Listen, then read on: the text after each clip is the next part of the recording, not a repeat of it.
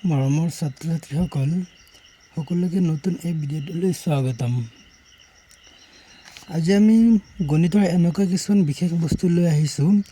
যিবোৰ বস্তু জনাৰ পিছত বা শিকাৰ পিছত আমাৰ কাৰণে এই গণিতটো একদম সহজ হৈ যাব। আৰু এইকেইটা জানিলে এবাৰ তাৰপিছত গণিতৰ বাকী যিমানবোৰ বস্তু আছে সকলোবোৰ বস্তু আমি একদম সহজতে বুজিব পাৰিম। তেনেকুৱা কিছুমান ইম্পৰ্টেণ্ট বস্তু মই বাছনি কৰি লৈ আহিছোঁ। তাৰ ভিতৰত সেইকেইটা বস্তু হৈছে তোমালোকেতো বহুতেই যোগ বিয়োগ পূৰণ হৰণ এইবোৰ জানাই। যদিও কোনোবাই নাজানে তথাপি মই এই বস্তুখিনি মই ইয়াত ব্যাখ্যা কৰি দিম, তাত তোমালোকে ভালকৈ বুজি ল'বলৈ চেষ্টা কৰিবা, ঠিক আছে। তাৰপিছত অংক সংখ্যা স্বাভাৱিক সংখ্যা পূৰ্ণ সংখ্যা অখণ্ড সংখ্যা আদিকে ধৰি তোমাৰ সম্পূৰ্ণ গণমূল এইখিনিলৈকে মই আজি তোমালোকক এই ভিডিঅ'টোত পঢ়াম, ঠিক আছে। সকলোৱে ফাৰ্ষ্টৰ পৰা লাষ্টলৈকে পূৰা সম্পূৰ্ণ মনোযোগেৰে বুজিবলৈ চেষ্টা কৰিবা, বহুত উপকাৰী বস্তু হয়। ব'লা এতিয়া আমি সকলোৱে আৰম্ভ কৰোঁ। আমাৰ প্ৰথম টপিকটো কি আছে? যোগ।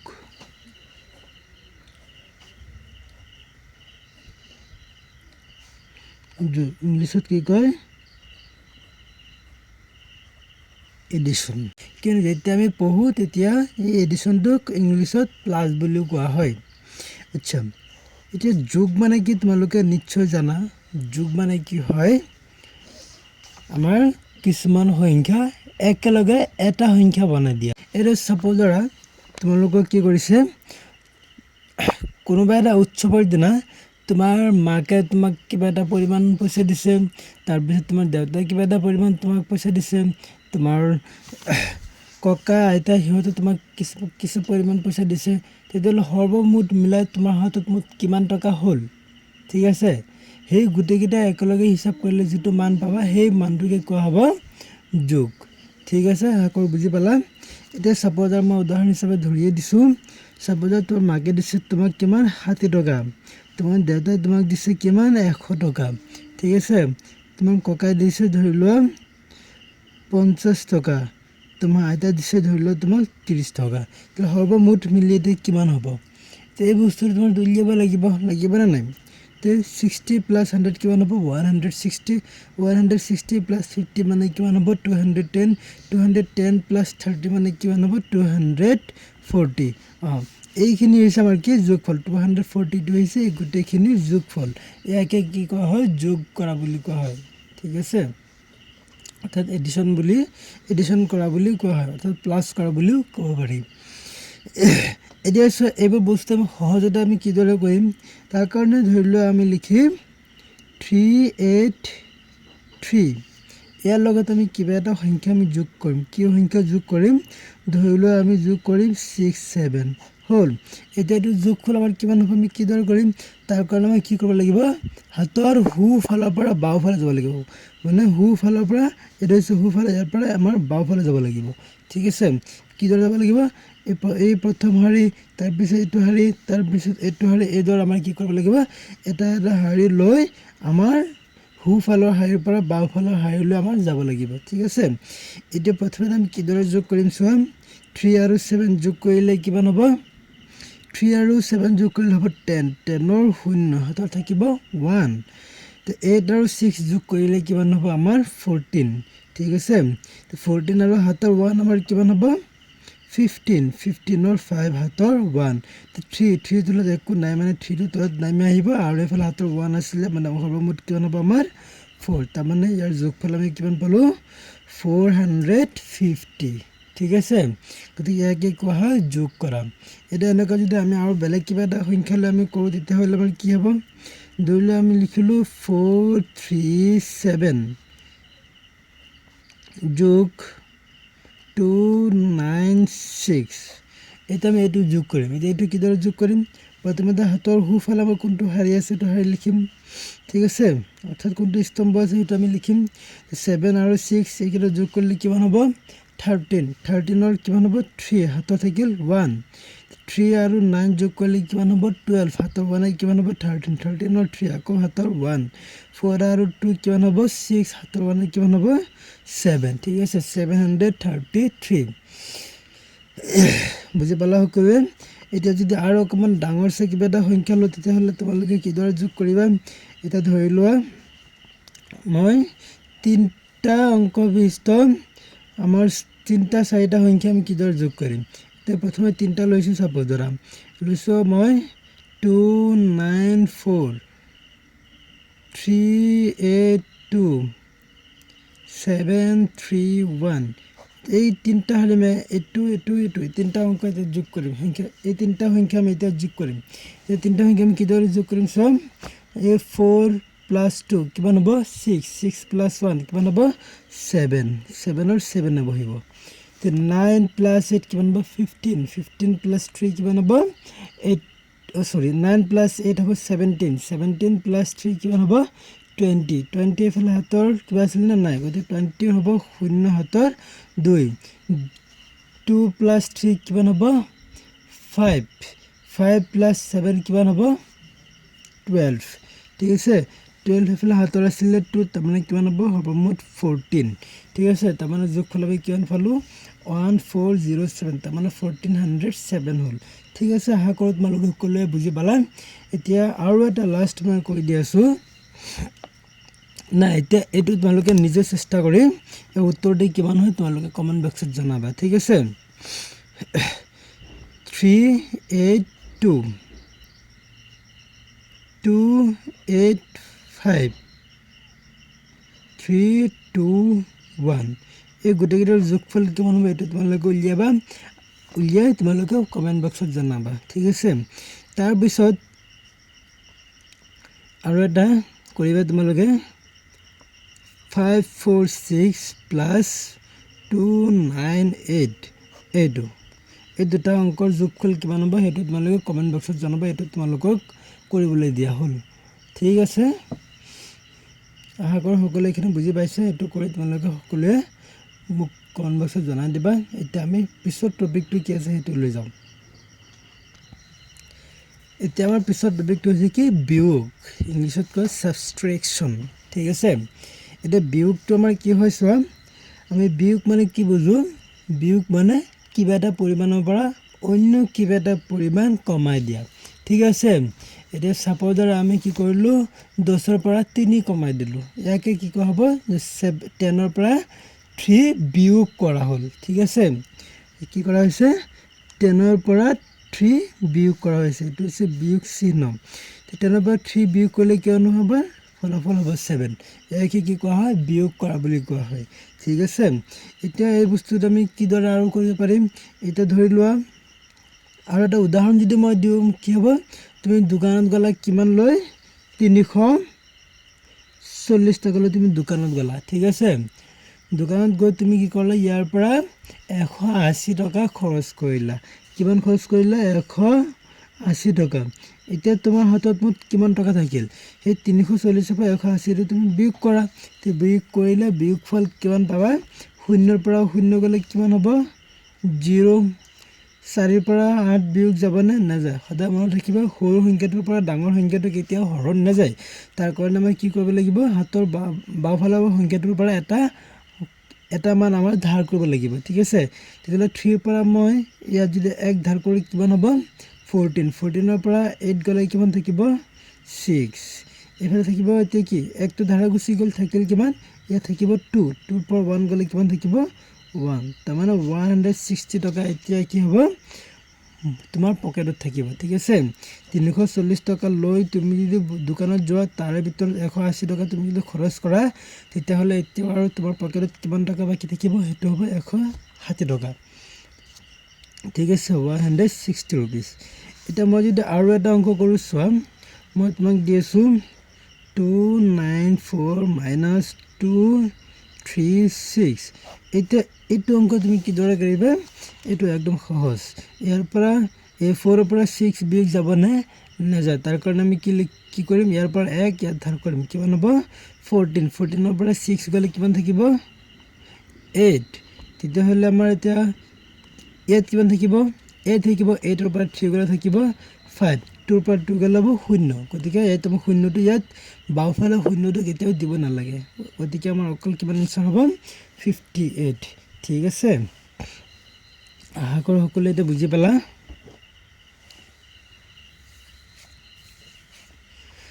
এতিয়া আমি আৰু এটা যদি অংক আমি কৰোঁ সেইটো কিদৰে কৰিম এতিয়া ধৰি লওক মই আৰু এটা অকণমান ডাঙৰ মান লৈছোঁ 9834 মাইনাছ 7946 ঠিক আছে এতিয়া এইটো কিদৰে তোমালোকে বিয়োগ কৰিবা এতিয়া 4 পৰা 6 বিয়োগ কৰিলে কিমান হ'ব সেম আগৰ দৰেই ইয়াৰ পৰা 11 কৰিলে 14 14 পৰা 16 থাকিব 8 ইয়াত কিমান থাকিল 2 2 ৰ পৰা 4 বিয়োগ যাবলৈ নাযায় 1 কৰিলে 12 12 পৰা 4 গ'লে কিমান থাকিব 8 ইয়াত কিমান থাকিল 1 তো গুচি গ'ল থাকিল 7 7 ৰ পৰা 9 যাবলৈ নাযায় 1 কৰিলে কিমান হ'ব 17 17 ৰ পৰা 9 গ'লে থাকিব 8 ঠিক আছে এতিয়া ইয়াত কিমান থাকিল আমাৰ 8 8 ৰ পৰা 7 গ'লে কিমান হ'ব 1 তাৰমানে 1888 ঠিক আছে এইটো হৈছে কি আমাৰ বিয়োগফল আশা কৰোঁ সকলোৱে তোমালোকে বুজি পালা গতিকে এই দুটা অংক তোমালোকে কি কৰিবা বিয়োগ কৰি মোক বিয়োগফল কিমান হ'ব তোমালোকে লিখি দিবা ঠিক আছে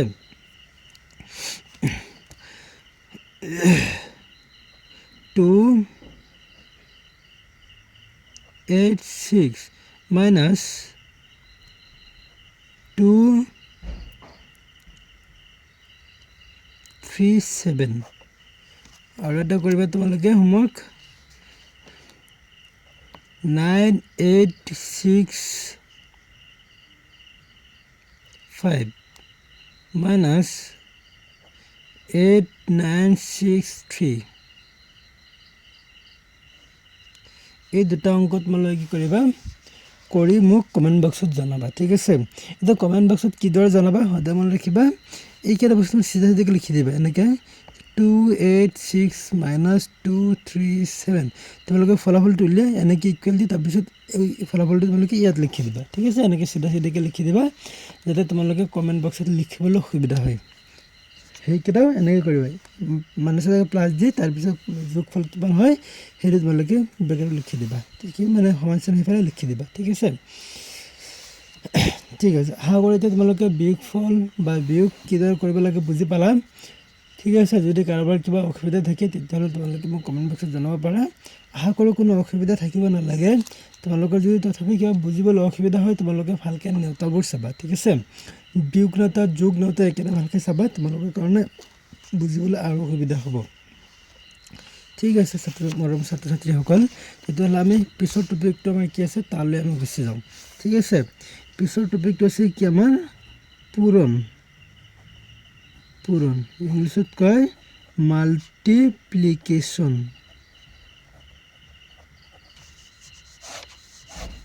ঠিক আছে এতিয়া চোৱা মাল্টিপ্লিকেশ্যন এই বস্তুটো আমাৰ কি হয় আমাৰ গুণ কৰা পূৰণ মানে কি পূৰণৰ আৰু এটা শব্দ হৈছে কি গুণ কৰা ঠিক আছে মাল্টিপ্লিকেশ্যন মানে কি কৰা হৈছে এই গুণ কৰা অৰ্থাৎ পূৰণ কৰা বুজাইছে আৰু মাল্টিপ্লিকেশ্যনটোক যেতিয়া পঢ়া হয় তেতিয়া ইনটু বুলি পঢ়া হয় চাপ'জ 2 × 3 = 6 মানে 2 3 গুণ কিমান হয় 6 হয় ঠিক আছে ইংলিছত কিদৰে পঢ়িব 2 × 3 = 6 ঠিক আছে কেতিয়াবা এনেকৈ পঢ়ে যে 2 3 জাৰ 6 এনেকৈও পঢ়ে ঠিক আছে পঢ়াৰ ষ্টাইলবোৰ ইংলিছত বহুত বেলেগ বেলেগ হয় এতিয়া চোৱা পূৰণবোৰ বস্তু আমাৰ কি হ'ব এতিয়া চাপ'জ দ্বাৰা তোমাক মই বুজাই দি আছোঁ তোমাক মই ক'লোঁ যে 2 তুমি 3বাৰ যোগ কৰা 2 যোগ 2 যোগ 2 3বাৰ যোগ কৰা হ'ল যোগফল কিমান হ'ব 6 হ'ব হয়নে এতিয়া চোৱা এই বস্তুটো এনেকৈ 3বাৰ যোগ কৰিলে আমাৰ কি হয় বহুত দীঘলীয়া হৈ যায় যদি মই ইয়াত আৰু যোগ কৰোঁ আৰু কেইবাবাৰ যোগ কৰোঁ তেতিয়া আৰু দীঘলীয়া হৈ যাব বহুত ডাঙৰ হৈ যাব গতিকে এনেকৈ যোগফলটো সৰু কৰাৰ কাৰণে আমাৰ সহজ উপায় আহিছে কি সেইটো হৈছে কি গুণ কৰা ঠিক আছে এতিয়া কিদৰে গুণ কৰিবা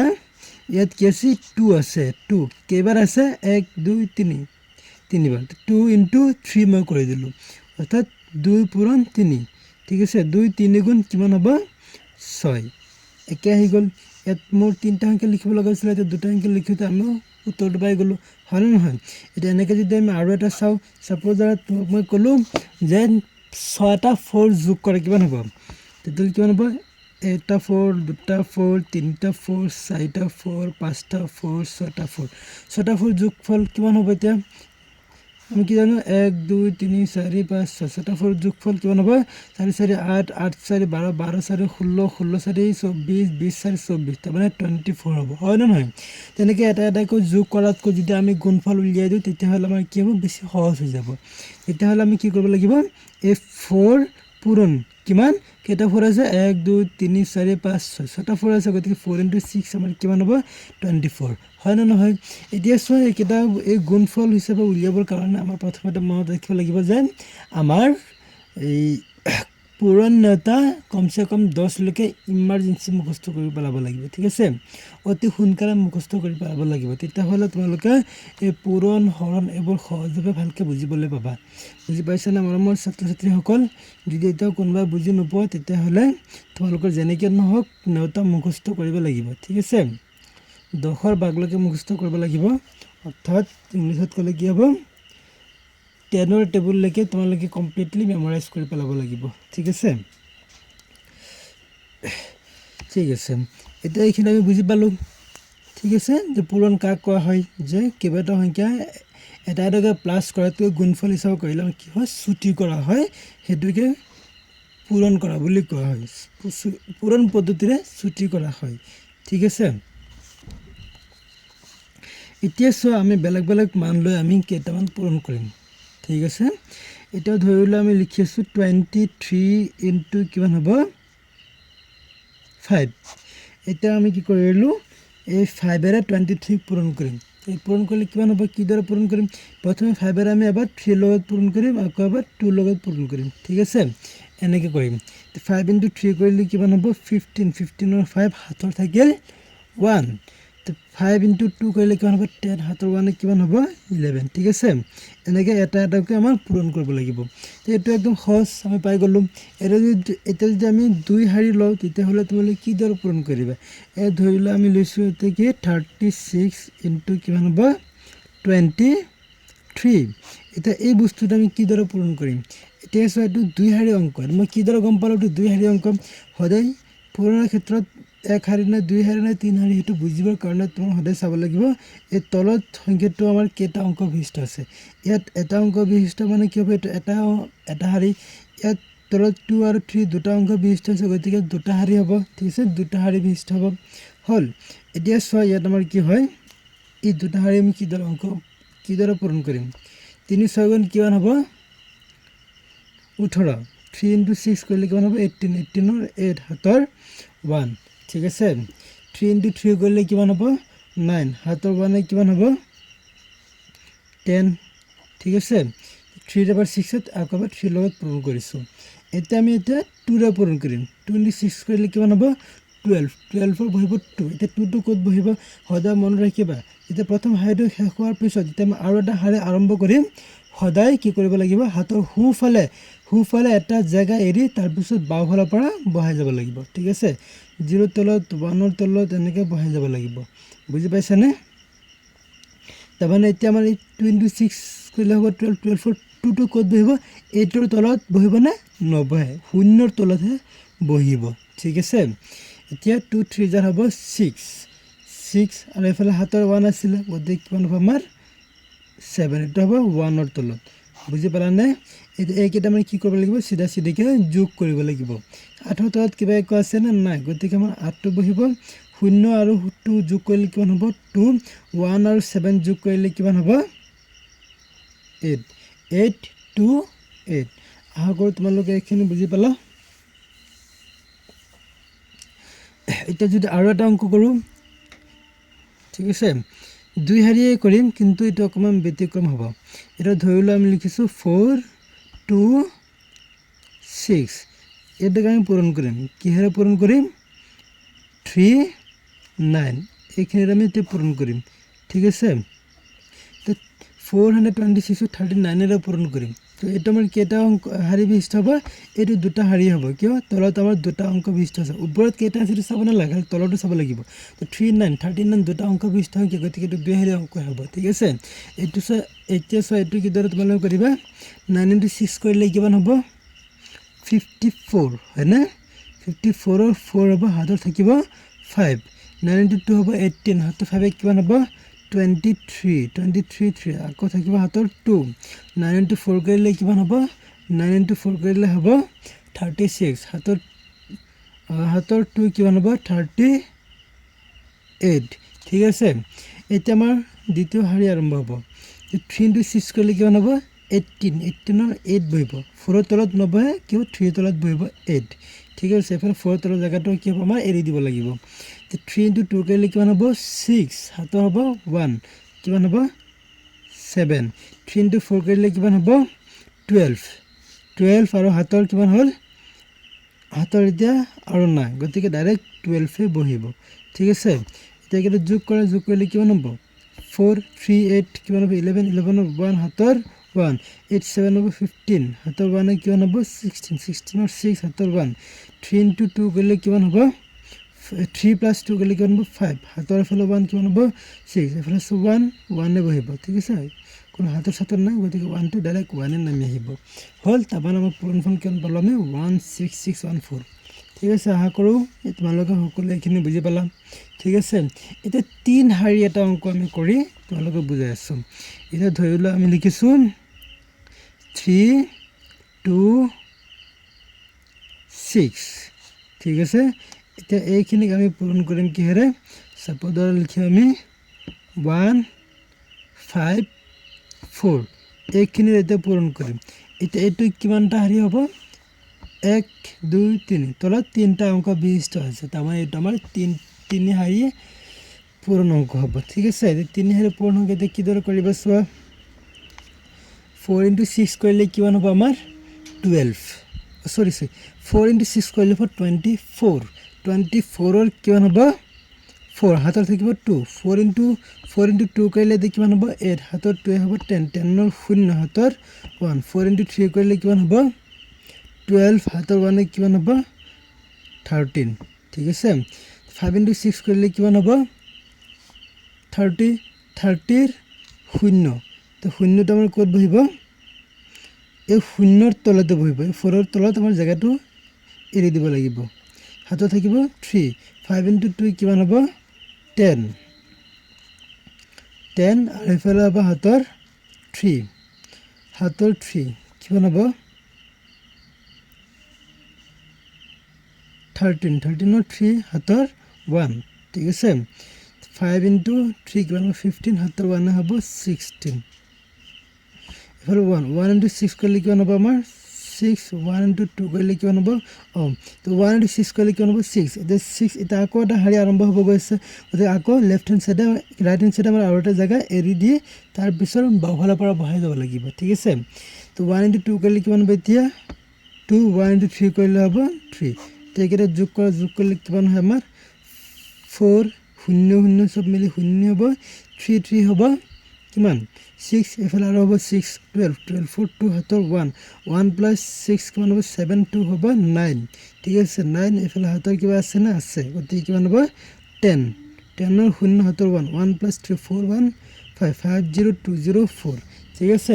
আশা কৰোঁ মৰমৰ ছাত্ৰ ছাত্ৰীসকল তোমালোকে সকলোৱে এইখিনি বুজি পালা গতিকে তোমালোকৰ তিনি শাৰী অংক এটা হোমৱৰ্ক দিলে তোমালোকে এইটো কৰি মোক কমেণ্ট বক্সত জনাবা ঠিক আছে 8932 into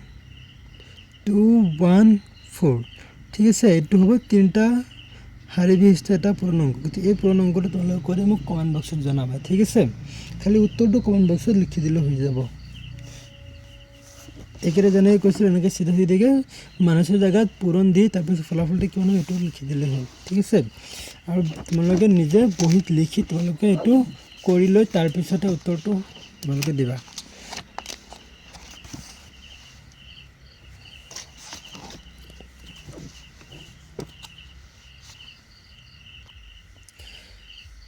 এতিয়া আমি আৰম্ভ কৰিম কি হৰণ ঠিক আছে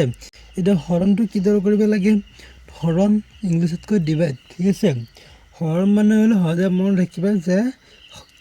কিদৰে আমি এক সমানভাৱে কেইবাটা ভাগত ভাগ কৰিব পাৰোঁ ঠিক আছে এতিয়া সাপোজ ধৰা তোমালোকে কি কৰিলা চাৰিজন বন্ধু মিলি একেলগে এটা গেম খেলি তোমালোকে 100 টকা উপহাৰ পালা ঠিক আছে এতিয়া তোমালোকে চাৰিজন বন্ধুৱে মিলি প্ৰতিজনে কিমান টকাকৈ নিব লাগিব যাতে চবৰে ভাগত এক সমানকৈ পৰে। তো সেইটো আমি কিদৰে উলিয়াম, কিমান টকা পাইছিলে 100 টকা, মানুহ কেইজন 4জন, 100ক এই 4ৰে হৰণ কৰি দিয়ে, এইটো হৈছে হৰণ চিহ্ন। তেতিয়াহ'লে প্ৰতিজনৰ ভাগত কিমান টকাকৈ পৰিব, আমি নিশ্চয় জানো যে 25 টকাকৈ পৰিব, হয় নে নহয়? এইটোকে কোৱা হয় হৰণফল, ঠিক আছে। 25টো হৈছে হৰণফল, বুজি পালা? একেদৰে তোমালোকে যদি আৰু কিবা এটা চাব ধৰা, তোমালোকৰ হাতত কিমান আছে, 360 টকা আছে, 360 টকা আছে। গতিকে তোমালোকৰ বন্ধু আছে, বন্ধু বান্ধৱী আছে চাব ধৰা 6জন, ঠিক আছে। তেতিয়াহ'লে প্ৰতিজনৰ ভাগত এতিয়া কিমান টকাকৈ তোমালোকে দিবা, এই 6 to 36ত কেইবাৰ যাব, 6 বাৰ, 0 to 0 বাৰ যাব, তাৰমানে প্ৰতিটো ভাগত কিমান হ'ব, 60 টকাকৈ পৰিব লাগিব, ঠিক আছে। 6জন বন্ধু বান্ধৱীৰ মাজত 360 টকা সমানকৈ ভগাব হ'লে প্ৰতিজনৰ ভাগত 60 টকাকৈ দিব লাগিব, ঠিক আছে। ইয়াকে কি কোৱা হয়, হৰণ বুলি কোৱা হয়, ঠিক আছে। এতিয়া হৰণটো তোমালোকে কিদৰে উলিয়াবা, আচ্ছা এই বস্তুটোৱে মই কি কৰিম, এনেকৈ মই কৰি বুজাই দিম, ঠিক আছে। হৰণত বহাই লৈ তাৰপিছত আমি কৰিম। কিমান টকা আছিলে, 360, মানুহ কেইজন 6জন, তাৰ প্ৰতিজনৰ ভাগত কিমানকৈ দিবা, 6 36ত কেইবাৰ হৰণ যাব, আমাৰ উলিয়াব লাগিব। 6 1 জাৰ 6, 6 2 জাৰ 12, 6 3 জাৰ 18, 6 4 জাৰ 24, 6 5 জাৰ 30, 6 6 জাৰ 36, তাৰমানে কিমান বাৰ যাব, 6 বাৰ, 6 × 6 মানে হ'ব 36। এতিয়া এইখিনিৰ পৰা তলখিনি বিয়োগ কৰা, বিয়োগ কৰিলে কিমান হ'ব, 0 হ'ব, এইফালে এটা 0 আছে, তো 0টো তলত নমাই দিয়া, এইটো 0 to 6 নাযায়, তাৰমানে 0 বাৰটো যাবই, যিহেতু এবাৰ নামি আহিছে গতিকে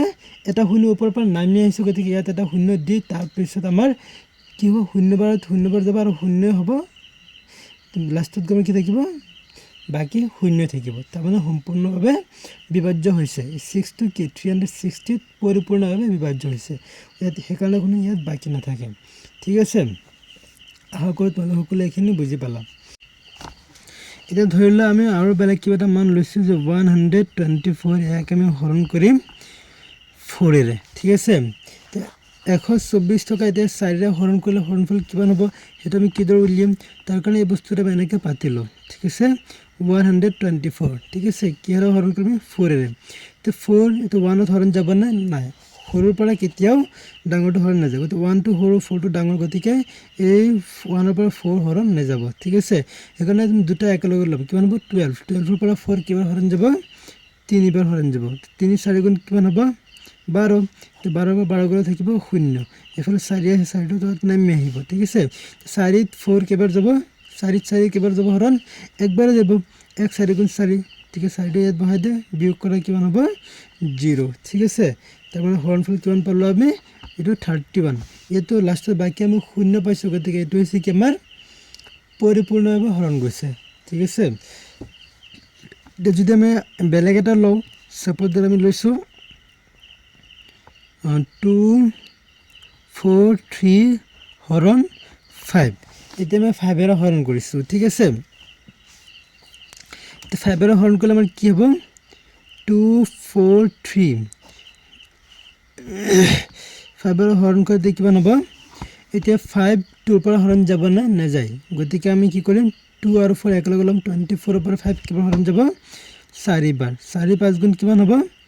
20। আচ্ছা এতিয়া মই কিদৰে গম পালোঁ 4 বাৰ যাব, চাওক 5 1 গুণ কিমান হয়, 5, 5 2 গুণ 10, 5 3 গুণ 15, 5 4 গুণ 20,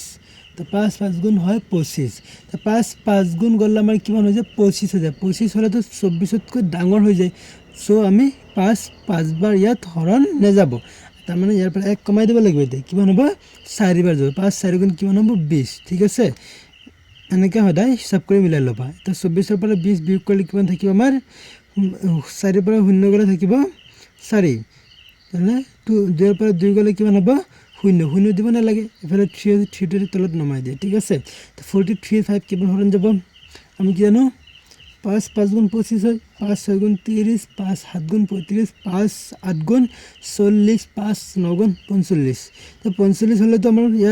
ইয়াতকৈ ডাঙৰ হৈ যাব, গতিকে আমাৰ ইয়াতকৈ ডাঙৰ হ'ব কেতিয়াও নোৱাৰে, ঠিক আছে। তাৰ কাৰণে আমাৰ কি কৰিব লাগিব, ইয়াত আমাৰ 1 কমাই ধৰিব লাগিব, কিমান হ'ব, 8 8 × 5 মানে কিমান হ'ব আমাৰ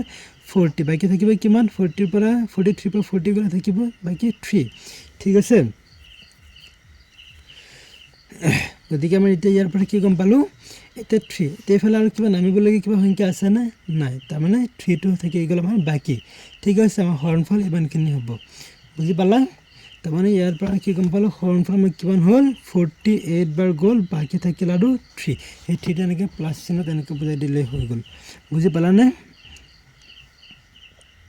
হাকৰ মৰমৰ ছাত্ৰ ছাত্ৰীসকল তোমালোকে সকলোৱে এইখিনি বুজি পালা এতিয়া কিছুমান আছে দশমিকৰ ফলাফল ঠিক আছে দশমিকত যায় পূৰণ অংকবোৰ একে হৰণ অংকবোৰ দশমিকত যায় সেইবোৰ কোনবোৰ হয় এতিয়া সাপোজ ধৰা মই তোমালোকক এটা মান ধৰিছোঁ কি 27ক মই হৰণ কৰিম 4এৰে কিহেৰে হৰণ কৰিম 4এৰে এতিয়া ইয়াৰ হৰণফল কিমান হ'ব সেইটো আমাৰ উলিয়াব লাগিব ঠিক আছে এতিয়া চোৱা এই বস্তুটো আমি 27 লৈছোঁ ইয়াক হৰণ কৰিম 4এৰে তো হৰণফল আমাৰ কিমান হ'ব এতিয়া 2ত 4 হৰণ যাব নে নাযায় গতিকে দুটা একেলগে ল'ব লাগিব কিমান হ'ব 27ত 4 কেইবাৰ যাব 4 into 1 equal to 4 4 into 2 equal to 8 4 into 3 equal to 12 4 into 4 equal to 16 4 into 5 equal to 20 4 into 6 equal to 24 4 into 7 equal to 28 9 নহ'ব 27তকৈ ডাঙৰ হৈ যায় গতিকে 4 into 7 নহয় কি হ'ব এক কমাই দিব লাগিব 4 into 6 হ'ব কি হ'ব 6 into 4 কৰিলে কিমান হ'ব 24 এতিয়া এইখিনি আমাৰ এইটো কি কৰিব লাগিব বিয়োগ কৰি দিব লাগিব ঠিক আছে 7ৰ পৰা 4 বিয়োগ কৰে কিমান হ'ব আমাৰ 3 2 পৰা 2 গ'লে 0 গতিকে এতিয়া 3ৰ পৰা 4 হৰণ নাযায় ঠিক আছে এতিয়া চোৱা এইফালে নামিবলৈ কিবা সংখ্যা আছেনে নাই গতিকে ইয়াত আমাৰ 3টো বাকী থাকি গ'ল ইমানখিনিলৈকে ৰাখি থ'লে আমাৰ কি হ'ব দশমিকলৈকে নাযায় এতিয়া দশমিকত নিবলৈ হ'লে আমি কিদৰে কৰিব লাগিব বা দশমিকত নিয়ে কেনেকৈ এতিয়া তোমালোকে কি কৰিবা এই 3 পৰা যেহেতু 4টো হৰণ নাযায় তোমালোকে কি কৰিবা ইয়াত এটা দশমিক দি দিবা ইয়াত এটা দশমিক দিয়াৰ লগে লগে ইয়াত এটা শূন্য কি আহিব আকাশৰ পৰা নামি আহি যাব ঠিক আছে আকাশৰ পৰা নামি নাহে এনেই ক'লোঁ আৰু মানে শূন্য এটা দি দিব লাগিব বুজি পালানে এতিয়া চোৱা ইয়াত কিমান হৈ গ'ল 30ৰ পৰা 4টো কিমান হৰণ যাব আমি কি জানো 4 6 গুণ কিমান হয় 28 অৰ্থাৎ 4 into 6 কৰিলে কিমান হয় 28 24 তো 4 into 7 কৰিলে আমাৰ কিমান হ'ব 28 হ'ব হয় নে নহয় তাৰমানে ইয়াৰ পৰা কি গম পালোঁ 30ত যাব 7 বাৰ 7 into 4 কৰিলে কিমান হ'ব 28 আমি 8 দিব নোৱাৰিলোঁ কিয় 8 into 4 কৰিলে হৈ যাব 32 যিটো 30তকৈ ডাঙৰ হৈ যাব গতিকে সেইটো সম্ভৱ নহয় তো 7 আমাৰ দিব লাগিব 7 into 4 কৰিলে 28 হৈছে 28 বহালোঁ 30ৰ পৰা 28 গ'লে আমাৰ কিমান থাকিব 0ৰ পৰা 8 বিয়োগ যাবনে নাযায় 1 দাৰ কৰিলে কিমান হ'ব 10 10ৰ পৰা 8 গ'লে থাকিব 2 ঠিক আছে এইফালে থাকিব 1টো ধাৰা গুচি গ'ল থাকিল 2 2ৰ পৰা 2 গ'লে থাকিব 0 আমাৰ দিব নালাগে ঠিক আছে এতিয়া ইয়াত আমি কিমান পালোঁ 2 এতিয়া 2ৰ পৰা আকৌ 4 হৰণ যাবনে নাযায় যিহেতু এতিয়া আমাৰ দশমিকৰ পিছত কথাটো মন কৰিব ভালকৈ যিহেতু এতিয়া আমি কি কৰিছোঁ দশমিকৰ পিছৰ মানকেইটা আমি আৰম্ভ কৰিছোঁ চ' আমাৰ কি কৰিব লাগিব ইয়াত এবাৰৰ কাৰণে আমি ফ্ৰীতে এটা শূন্য সদায় দিব পাৰিম ঠিক আছে এবাৰৰ কাৰণে মাত্ৰ ইয়াত ফ্ৰীতে এটা শূন্য আমি ইয়াত বহাব পাৰিম ঠিক আছে আচ্ছা বহাই দিলোঁ শূন্য এতিয়া ইয়াত কিমান হ'ল 20ৰ পৰা 4 কিবা হৰণ যাব 5 4 গুণ 20 হ'ল না নাই একদম সহজ কথা 20ৰ পৰা 20 বিয়োগ গ'লে কিমান থাকিব আমাৰ 0 ঠিক আছে বাছ এইখিনিকে কোৱা হয় দশমিকত হৰণ ব্যৱহাৰ কৰা অৰ্থাৎ হৰণ পদ্ধতিৰে দশমিক মানত নিয়া এইটো হৈছে আমাৰ নিয়ম আশা কৰোঁ তোমালোক সকলোৱে এইখিনি কথা বুজি পালা চ' আমি 27 হৰণ 4 ইয়াৰ ফলাফল আমি কিমান পালোঁ 6.75 আশা কৰোঁ তোমালোক সকলোৱে বুজি পালা গতিকে এতিয়া তোমালোকে 2টামান 3টামান তোমালোকে কি কৰিবা হোমৱৰ্ক কৰি মই ইয়াত কুৱেশ্যনটো দিম এইকেইটা তোমালোকে হৰণফলটো উলিয়াই তোমালোকে মোক কমেণ্ট বক্সত জনাবা ঠিক আছে এটা উলিয়াবা তোমালোকে 3 4 6 হৰণ 7 ঠিক আছে তাৰপিছত আৰু এটা উলিয়াবা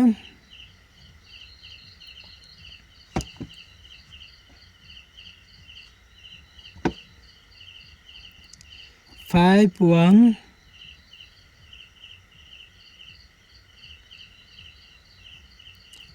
2 0 divided by 8 5 and 2 divided by 8 এই মানটো তোমালোকে কি কৰিবা এইকেইটাৰ হৰণফল তোমালোকে মোক কমেণ্ট বক্সত জনাবা ঠিক আছে এইটো এটা দিছোঁ আৰু এটা মই এইটো দিছোঁ হ'ব এনেকৈ তোমালোকে পাতি ল'বা এনেকৈ পাতি লৈ কৰি তাৰপিছত ফলাফলটো ইয়াত বহাই তোমালোকে কমেণ্ট বক্সত মোক দেখুৱাই দিবা পঠাই দিবা ঠিক আছে আচ্ছা এতিয়া আমাৰ কি হ'ব নেক্সট কুৱেশ্যন নেক্সট আমাৰ কি আছে হৰণ গ'ল হৰণৰ পিছত এতিয়া আমাৰ কি আছে অংক অৰ্থাৎ ইংলিছত কয় ডিজিটছ এতিয়া অংক বা ডিজিটছ কি বস্তু অংক বা ডিজিটছ আমাৰ এইকেইটা কি বস্তু হয় চোৱা যেতিয়া আমি ইংৰাজী ভাষা শিকোঁ তেতিয়া আমি কি কৰোঁ ABCD এনেকুৱা 26টা এলফাবেট আমি পাওঁ ইংৰাজী লিখাৰ কাৰণে বা পঢ়াৰ কাৰণে আমি এইকেইটা পাওঁ হয়নে নহয় ইয়াৰ পৰা জেডলৈকে 26টা এলফাবেট পাওঁ ঠিক আছে ঠিক একেদৰে অসমীয়া শিকাৰ কাৰণে আমি কি পাওঁ স্বৰবৰ্ণ অ আ হস্ৰ ই দীৰ্ঘ এইকেইটা আমি অলৈকে পাওঁ তাৰপিছত আৰু ব্যঞ্জন বৰ্ণ পাওঁ ক খ হয়নে নহয় ঠিক হিন্দীটো এনেকুৱা আমি ক খ পাওঁ অ আ পাওঁ আমি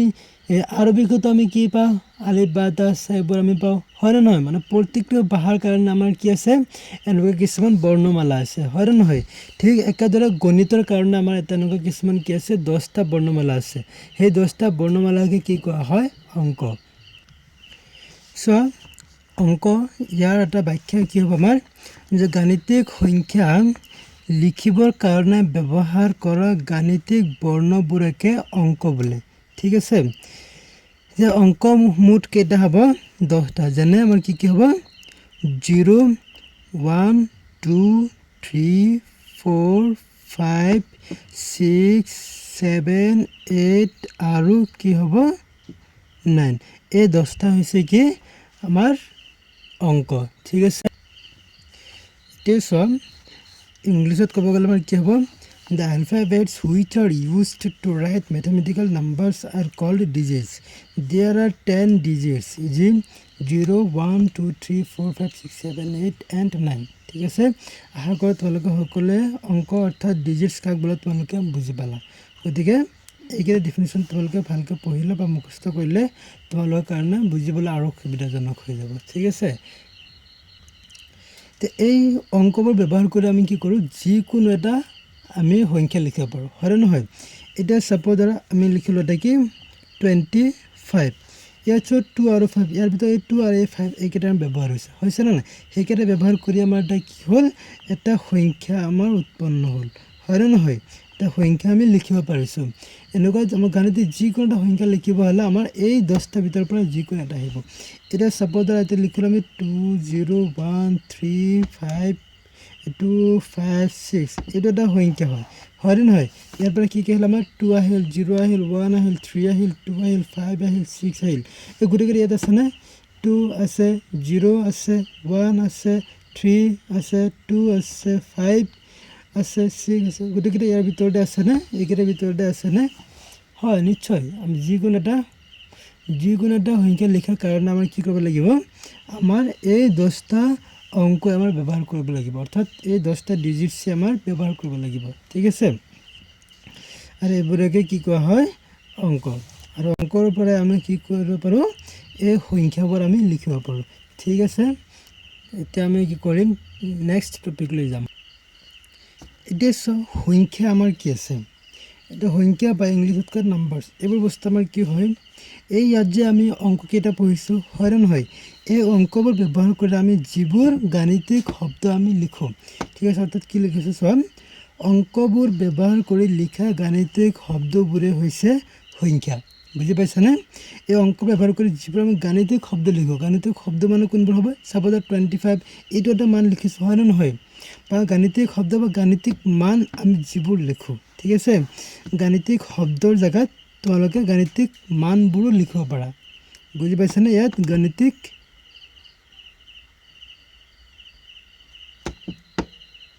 মান বোৰে এনেকৈ লিখিব পাৰা যে গাণিতিক মানবোৰে হৈছে সংখ্যা ঠিক আছে ইয়াৰ জেগাত তোমালোকে সেই গাণিতিক মান লিখি দিলেও হৈ যাব এতিয়া চোৱা এই আমি লিখিলোঁ 25 এটা কি হ'ব আমাৰ সংখ্যা হৈ যাব ঠিক আছে যিকোনো এটা লিখোঁ 0 1 2 3 4 5 6 7 8 9 এইকেইটা আমি জানো অংক এইকেইটাও কিন্তু এটা সংখ্যা হয় ঠিক আছে এইকেইটা আমি সংখ্যা ক'ব পাৰোঁ কিন্তু ইয়াৰ স্পেচিয়েল অৰ্থ হৈছে এইকেইটা অংক, ঠিক আছে। আৰু এইকেইটা সংখ্যাটো অন্তৰ্ভুক্ত হয়, বুজি পাইছানে? ইয়াৰ পিছত আমাৰ যিকেইটা চেপ্টাৰ 10, 11, 12, 13, 14, 15, 16, 17, 18, 19, 20, 30 মানে যিমানলৈকে গৈ থাকিবা চবকেইটা যি হ'ব চবকেইটা কি হ'ব আমাৰ সংখ্যা, ঠিক আছে। অৰ্থাৎ যদি কওঁ 0, 1, 2, 3 এনে গৈ থাকিব, 10, 11, 12 গৈ থাকিব, ঠিক আছে, 20, 21, 100, ঠিক আছে, 101, এনেকৈ আমাৰ কি হ'ব গৈ থাকিব। এইবোৰ চববোৰে হৈছে কি আমাৰ সংখ্যা, ঠিক আছে। আশা কৰোঁ তোমালোকে এইখিনি বুজি পালা। ইংলিছত যদি ডিফিনেশ্যনটো লিখিব খোজা তেতিয়াহ'লে কি হ'ব, writing the mathematical value using the digits are called numbers, ঠিক আছে। তাৰমানে কি কৈছে, আমি যিকোনো এটা মেথামেটিকেল ভেলু যদি আমি লিখিব বিচাৰোঁ এইবোৰ 10টা অংক ব্যৱহাৰ কৰি, ঠিক আছে, তেতিয়া তাকে কি কোৱা হ'ব নাম্বাৰছ বুলি কোৱা হ'ব, ঠিক আছে। আশা কৰোঁ তোমালোকে সকলোৱে এইখিনি বুজি পালা, ঠিক আছে। এই ডিফিনেশ্যনকেইটা লিখি তোমালোকে ভালকৈ মুখস্থ কৰিবলৈ চেষ্টা কৰিবা আৰু বুজিবলৈ চেষ্টা কৰিবা। এতিয়া আমাৰ নেক্সট টপিকটো কি হ'ব, সংখ্যাৰ পিছত আহিব আমাৰ স্বাভাৱিক সংখ্যা, পূৰ্ণ সংখ্যা, অখণ্ড সংখ্যা, পৰিমেয় সংখ্যা, ঠিক আছে। এইবোৰ বস্তু আমি এটা এটাকৈ বুজাই যাম, তোমালোকে ভালকৈ চাই বুজি লৈ লিখি ল'বা, ঠিক আছে। এতিয়া আমাৰ কি হ'ব স্বাভাৱিক সংখ্যা বা ইংলিছত কয় নেচাৰেল নাম্বাৰ, ঠিক আছে। আৰু এইবোৰক আমাৰ এই লেটাৰটোৰে বুজোৱা হয়, বুজি পাইছানে? নেচাৰেল নাম্বাৰৰ পৰা আমাৰ এন আহিছে, এই লেটাৰ এনেৰে বুজা হয় যে এইবোৰ আমাৰ কি হয় স্বাভাৱিক সংখ্যা। এতিয়া স্বাভাৱিক সংখ্যা কোনবোৰ হয় আমি কি জানো, আমি গণনা কৰিবৰ কাৰণে যিবোৰ সংখ্যা আমি ব্যৱহাৰ কৰোঁ, ডেফিনেশ্যনটো লিখি লওঁ। স্বাভাৱিক সংখ্যা কাক বোলে চোৱা, যে গণনা কৰিবৰ কাৰণে ব্যৱহাৰ কৰা সংখ্যাবোৰকে স্বাভাৱিক সংখ্যা বা প্ৰাকৃতিক সংখ্যা বোলে। তাৰমানে এইবোৰ আকৌ প্ৰাকৃতিক সংখ্যা বুলিলেও ক'লে শুদ্ধ হয়, ঠিক আছে। এতিয়া চোৱা, এইবোৰ সংখ্যা আৰম্ভণি 1ৰ পৰা হৈ অসীমলৈ গৈ থাকে। তাৰমানে এইবোৰ কি হৈছে গম পাইছে, আমি সাধাৰণতে কি কৰোঁ, আমি গণনা কৰিবৰ কাৰণে যিবোৰ সংখ্যা ব্যৱহাৰ কৰোঁ। এতিয়া চাপ'জ ধৰা যদি তোমাক কিবা বস্তু গণনা কৰিবলৈ দিয়া হয়, তুমি গণনাটো আৰম্ভণি কিদৰে কৰিবা, কেনেকৈ গণনা কৰি গৈ থাকিবা, যে 1, 2, 3, 4, 5, 6, 7, 8, 9, 10 এনেকৈ তুমি গণনা কৰি থাকিবা, হয়নে নহয়? আৰম্ভণিটো ক'ৰ পৰা কৰিছে, ডাইৰেক্ট 1ৰ পৰা কৰিবা, হয়নে? গতিকে সেইবোৰ সংখ্যাকে তুমি কি ক'ব পাৰা, সেইবোৰ সংখ্যাকে প্ৰাকৃতিক বা স্বাভাৱিক সংখ্যা বোলে, ঠিক আছে। যেনে এইবোৰ আমাৰ কি হ'ব,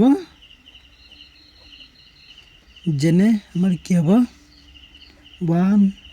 2, 3, 4, 5, 6, 7, 8, 9, 10, 11, 12, 13 এনেকৈ কি হ'ব অসীমলৈ গৈ থাকিব, ইয়াৰ কোনো অন্ত নাই। আৰম্ভণিটো 1ৰ পৰা হ'ব, কিন্তু আৰু কিমানলৈকে যাব তাৰ কোনো শেষ নাই, ঠিক আছে। ইয়াৰ ডিফিনেশ্যনটো ইংলিছত কিদৰে হ'ব চোৱা, the number which are use to count R cold natural numbers. These are the numbers begin from 1 and continue infinitely, easy 1, 2, 3, 4, 5, 6, 7, 8, 9, 10, 11, 12 এনেকৈ গৈ থাকিব, ঠিক আছে। তাৰমানে এইবোৰ হৈছে সেইবোৰ নাম্বাৰ যিবোৰ সংখ্যা গণনা কৰিবৰ কাৰণে ব্যৱহাৰ কৰা হয়, ঠিক আছে। এইবোৰকে কি কোৱা হয়, নেচাৰেল নাম্বাৰ বুলি কোৱা হয়। These are the numbers which begin from 1 and continue, এইবোৰ নাম্বাৰ যিবোৰে কি হয় 1ৰ পৰা আৰম্ভ হয় আৰু কণ্টিনিউলি কি হয় ইনফিনিটলি গৈ থাকে, ঠিক আছে। এতিয়া চোৱা, তোমালোকৰ স্বাভাৱিক সংখ্যা প্ৰণালীটো কিদৰে হ'ব,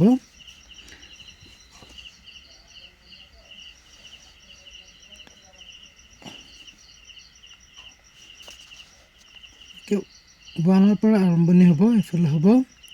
2, 3, 4, 5, 6, 7,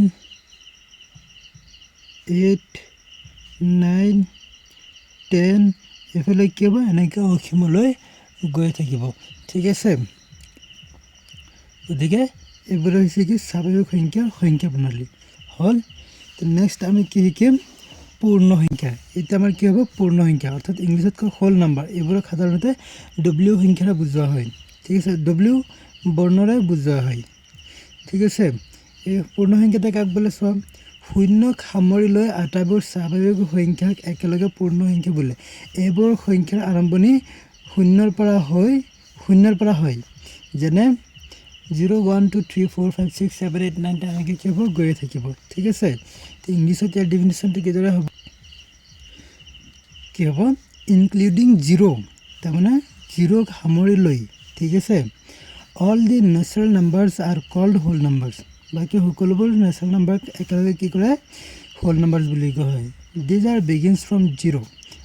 ইজি 0 1 2 3 4 5 6 7 8 9 10 এনেকৈ গৈ থাকিব ঠিক আছে এতিয়া এই পূৰ্ণ সংখ্যাৰ প্ৰণালীটো কিদৰে হ'ব আগতে আমি স্বাভাৱিক সংখ্যা 1 পৰা দিছিলোঁ এতিয়া আমি ইয়াৰ পৰা 0 পৰা দিম তাৰপিছত হ'ব 1 2 3 4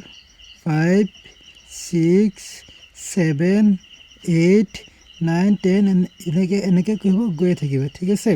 এইটো হৈছে কি পূৰ্ণ সংখ্যা প্ৰণালী ঠিক আছে আশা কৰোঁ তোমালোক সকলোৱে এইখিনি বুজি পালা এতিয়া কি আছে আমাৰ অখণ্ড সংখ্যা ঠিক আছে ইংলিছত কয় ইণ্টিজাৰ আৰু ইয়াক জেডেৰেহে মানে বুজোৱা হয় ঠিক আছে জেড বুলি ক'লে আমি ইণ্টিজাৰ অৰ্থাৎ অখণ্ড সংখ্যাকে আমি বুজি পাওঁ বুজি পাইছেনে জেহলেন এটা জাৰ্মান ৱৰ্ডছ জেহলেনৰ পৰা জেডটো উল্লেখ কৰা হৈছে যাৰ অৰ্থ নাম্বাৰ্ছ ঠিক আছে আৰু ইয়াক ইণ্টিজাৰ বুলি কোৱা হয় এতিয়া চোৱা কি কৈছে ইণ্টিজাৰ কোনবোৰ হয় শূন্যক সামৰি লৈ আটাইবোৰ স্বাভাৱিক সংখ্যা তাৰমানে আটাইবোৰ কি হ'ব আমাৰ এই স্বাভাৱিক সংখ্যাবোৰ যে আছে এইবোৰ হ'ব আৰু ইয়াৰ বিপৰীতে থকা ঋণাত্মক সংখ্যাবোৰক একেলগে কি বোলে অখণ্ড সংখ্যা বোলে ঠিক আছে একেলগে এইবোৰ কি বোলে অখণ্ড সংখ্যা বোলে এতিয়া চোৱা কি আছে এইবোৰ সংখ্যা দুয়োফালে অসীমলৈ গৈ থাকে এইবোৰ সংখ্যা কি আছে শূন্যৰ পৰা আৰম্ভণি হৈ দুয়োফালে অসীমলৈ গৈ থাকে ঠিক আছে এইবোৰ চোৱা তাৰমানে এইটো শূন্যৰ পৰা আৰম্ভ হ'ব হয় এইফালে হ'ব 1 2 3 4 5 6 7 এইফালে কি অসীমলৈ গৈ থাকিব আকৌ এইফালে হ'ব -1 -2 -3 -4 -5 এইফালে কি হ'ব অসীমলৈ গৈ থাকিব ঠিক আছে এতিয়া আমাৰ কৈছিলোঁ যে স্বাভাৱিক সংখ্যা কোনবোৰ এই 1 2 3 4 5 6 7 8 এইবোৰতো হ'ব কি স্বাভাৱিক সংখ্যা আৰু শূন্যৰ এই বাওঁফালে এইকেইটা কি হ'ব -1 -2 -3 -4 -5 এইকেইটা হৈছে ঋণাত্মক সংখ্যা এইকেইটা হৈছে ঋণাত্মক সংখ্যা আৰু এই স্বাভাৱিক সংখ্যা যিকেইটা আছে সেইকেইটা কোৱা হ'ব ধনাত্মক সংখ্যা ঠিক আছে আৰু শূন্যটো না ধনাত্মক হয় না ঋণাত্মক হয় ধনাত্মক ঋণাত্মক বুজি পাইছা নহয় সকলোৱে ধনাত্মক মানে যিবোৰ সংখ্যাৰ আগত প্লাছ চিহ্ন থাকিব ঠিক আছে অৰ্থাৎ এইকেইটাৰ আগত একো চিহ্নই নাই প্লাছ ক'ত মই দেখিলোঁ প্লাছটো সদায় মনত ৰাখিব লুকাই থাকে চ' তাৰমানে এইকেইটাৰ আগত প্লাছ চিহ্ন আছে এইকেইটা লুকাই আছে ঠিক আছে তাৰমানে এইকেইটা হ'ব সেইকাৰণে ধনাত্মক আৰু এইকেইটা হৈছে ঋণাত্মক মানে কি সিহঁতৰ আগত সদায় কি হ'ব মাইনাছ চিহ্নটো থাকিব ঠিক আছে তাৰ ইংলিছ ডেফিনেশ্যনটো কি হ'ব ইংলিছত কি হ'ব including zero' all the natural numbers and their opposite negative numbers are all together called integer these are begin from 0 and goes infinitely on both sides e.g. 0 পৰা আৰম্ভণি হৈ দুয়োফালে কি হ'ব অসীমলৈ গৈ থাকে ঠিক আছে এইবোৰ সংখ্যা প্ৰণালী আমাৰ কি হ'ব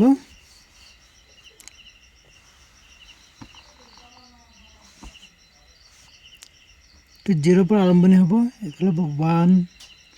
2 3 4 5 6 অসীমলৈ এইফালে গৈ থাকিব ঠিক আছে এইফালে -1 -2 -3 -4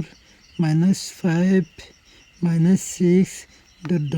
ঠিক আছে দুয়োফালে কি হ'ব অসীমলৈ গৈ থাকিব একেদৰে হৈছে কি সংখ্যা প্ৰণালী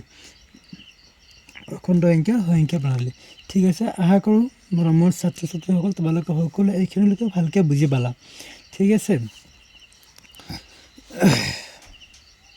এতিয়া নেক্সট আমাৰ আছে কি পৰিমেয় সংখ্যা এতিয়া পৰিমেয় সংখ্যালৈ আমি যাওঁ এই যে পৰিমেয় সংখ্যা এইবোৰ কোনবোৰ হয় ইংলিছত কয় ৰেচনেল নাম্বাৰ আৰু ইয়াক কিউ এই এলফাবেটেৰে ডিনোট কৰা হয় ঠিক আছে কিউৰে বুজোৱা হয় বুজি পাইছানে এতিয়া পৰিমেয় সংখ্যা কোনবোৰ হয় চোৱা আমি তো ডেফিনেশ্যনটো লিখি লওঁ এতিয়া চোৱা আমাৰ কি হ'ব পৰিমেয় সংখ্যা এতিয়া এই পৰিমেয় সংখ্যাবোৰ আমাৰ কোনবোৰ হয় ডেফিনেশ্যনটো কি কৈছে চোৱা যিবোৰ সংখ্যা আমি p/q আৰ্হিত প্ৰকাশ কৰিব পাৰোঁ য'ত p আৰু q যিকোনো অখণ্ড সংখ্যা কিন্তু q not equal to 0 সেইবোৰকে পৰিমেয় সংখ্যা বোলে তাৰমানে কি কৈছে আমাৰ যিবোৰ সংখ্যা আমি p/q আৰ্হিত প্ৰকাশ কৰিব পাৰোঁ ঠিক আছে আৰু ইয়াত কণ্ডিশ্যন কৈছে যে p আৰু q যিকোনো অখণ্ড সংখ্যা তো p আৰু q যিকোনো অখণ্ড সংখ্যা হ'ব কিন্তু q যিটো আছে এইটো আমাৰ কেতিয়াও 0 হ'ব নোৱাৰিব ঠিক আছে ইংলিছত কি কৈছে The number which can be written in p/q form where p and q are any integer but q not equal to 0 are called rational number. ঠিক আছে the number which can be written in p/q form the number যিবোৰ p/q ফৰ্মত আমি প্ৰকাশ কৰিব পাৰোঁ p and q are any integer কিন্তু p and q are যিকোনো integer হ'ব কিন্তু q যেটো আছে এটা আমাৰ কেতিয়াও কি নহব 0 নহব ঠিক আছে তাকে ৰেচনেল নাম্বাৰস বলে এতিয়া সো যদি আমি উদাহৰণ হিচাপে লও एग्जांपल আমাৰ কি হ'ব সপোজ আমি লিখিলো 1/2 আর p/q ফর্মুলা আছে না নাই উপর 1 আছে তলত আছে 2 p মান 1 q মান 2 কিন্তু 0 হোৱা নাই গতিকে এটা আমাৰ কি হ'ব p/q ফৰ্মুলা অৰ্থাৎ এটা ৰেশনাল নাম্বাৰ বা পৰিমেয় সংখ্যা হয় ঠিক আছে এটা আৰু কি কি হ'ব 2/3 4/2 অকল 3 এটো কি হ'ব আৰু 3/1 মনে তো এটা 1 তো আছে না নাই গতিকে 1 তো মই দেখাব নালাগে কম্প 1 এটা আছে 0 তো নহয় গতিকে 3 এটা পরিমেয় সংখ্যা হ'ব 4 5 এবোৰ সব কি হ'ব পরিমেয় সংখ্যা হ'ব ঠিক আছে 5/7 9/10 etc ঠিক আছে etc কিন্তু নহব কোনবোৰ সাপোজ ধৰা 2 লিখিলো 0 এটো কেতিয়াও নহয় এটো কোনো সংখ্যা নহয় এটো হয় কি হয় নিৰৰ্থক এটো কি হয় নিৰৰ্থক যাৰ কোনো অৰ্থই নাই ঠিক আছে যদি আমি লিখো √2 এটো পৰিমেয় সংখ্যা নহয় ঠিক আছে এনেকৈ বিভিন্ন ধৰণৰ আছে একেটা পিছত তোমালোকে পাবা কিছুমান কন্ডিশন মতে পৰিলে একেটা পৰিমেয় সংখ্যা কেতিয়াও নহয় ঠিক আছে আশা কৰো তোমালোকে পৰিমেয় সংখ্যাটা বুজি পালা নেক্সট এটা আমাৰ কি হ'ব বাস্তৱ সংখ্যা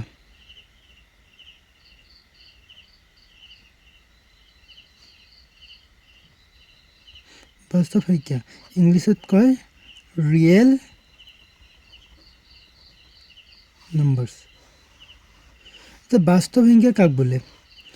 আমি কি জানো যিকোনো সংখ্যাকে বাস্তৱ সংখ্যা বলে কোনো কথা নাই স্বাভাৱিক সংখ্যাবোৰ বাস্তৱ সংখ্যা হ'ব না নিশ্চয় হ'ব পূৰ্ণ সংখ্যাবোৰ বাস্তৱ সংখ্যা হ'ব না নিশ্চয় সংখ্যা বুলিলে বাস্তৱ পৰিমেয় সংখ্যা হয় বাস্তৱ দশমিক থকা সংখ্যা হয় বাস্তৱ কোনো নিঃসন্দেহে আমাৰ কি হ'ব যিকোনো সংখ্যাকে বাস্তৱ সংখ্যা বুলি কোৱা হ'ব ঠিক আছে গতিকে ডেফিনেশ্যনটো লিখি দিলে হ'ল যিকোনো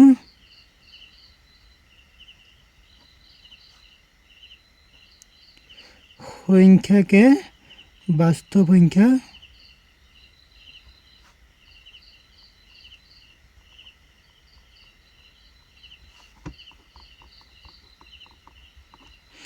যিকোনো সংখ্যাকে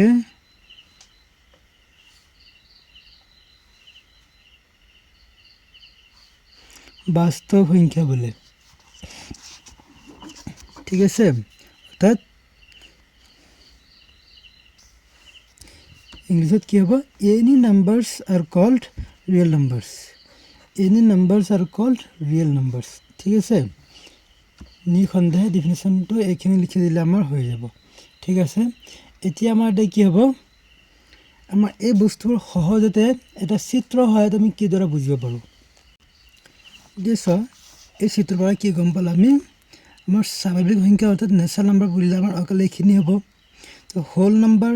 অৰ্থাৎ পূৰ্ণ সংখ্যা বুলিলে আমাৰ কি হ'ব এই স্বাভাৱিক সংখ্যা লৈ গুটেখিনি হ'ব আৰু ইন্টিজাৰ অৰ্থাৎ অখণ্ড সংখ্যা বুলিলে আমাৰ কি হ'ব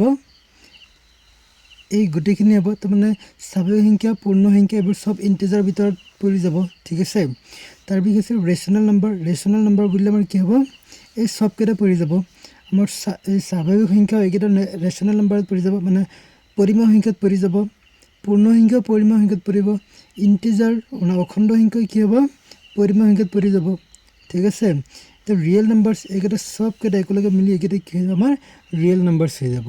ঠিক আছে ৰিয়েল নাম্বাৰ অৰ্থাৎ বাস্তৱ সংখ্যা যিকোনো সংখ্যাকে বাস্তৱ সংখ্যা বুলি কোৱা হয় ঠিক আছে আশা কৰোঁ তোমালোকে এই চিত্ৰৰ পৰা